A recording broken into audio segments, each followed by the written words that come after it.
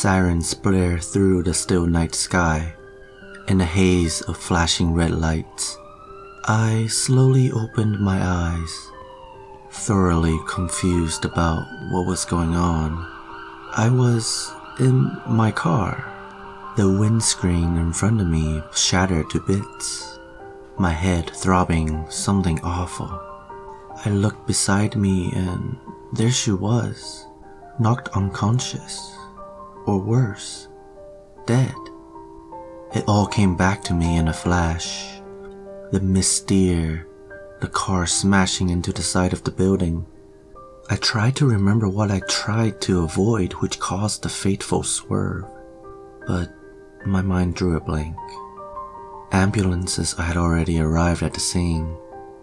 There were a couple of paramedics prying the passenger door, pulling her out and placing her onto her gurney. I stumbled out of the car myself, relatively uninjured by the crash, it seemed. Besides the headache, I didn't seem to have any other major injuries. She was rushed to a nearby ambulance in the haze of frantic EMT jargon. I tried to overhear what her situation was, but couldn't make out any words clearly. I realized my ears were ringing, probably part of the headache.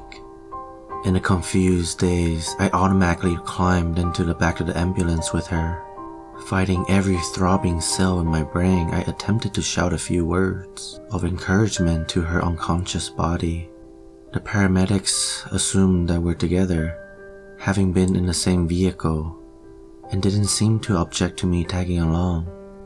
In fact, they barely seemed to care I was in for the ride.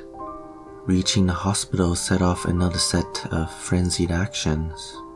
Hospital staff appeared from nowhere at the ambulance door and whiskered away through the swinging metal doors before I had a chance to stumble out and onto the sidewalk. Catching up, I saw her being wheeled into a room to the left of the waiting area and rushed in after the group of nurses surrounding her stretcher. Another vague exchange of medical jargon between the ER doctor and his nurses, and from nowhere an ominous-looking device I understood to be a defibrillator emerged. The doctor moved swiftly, and before they had a chance to clear the room of people, vaselined the cold metal plates and zapped her. Nothing. He repeated the action 3 more times before she sputtered suddenly to life. At that moment, all the stress in the world seemed to be lifted off my little shoulders. She was alive. All this time, I was more or less sure she would have been, but there was always that little voice talking to me in the back of my head, saying she's gone. She opened her eyes slowly, amidst hacking and coughing, and eventually they met my relief-drenched gaze. In that moment, my feeling of euphoria vanished. Something about the way she looked at me broke my heart. Why?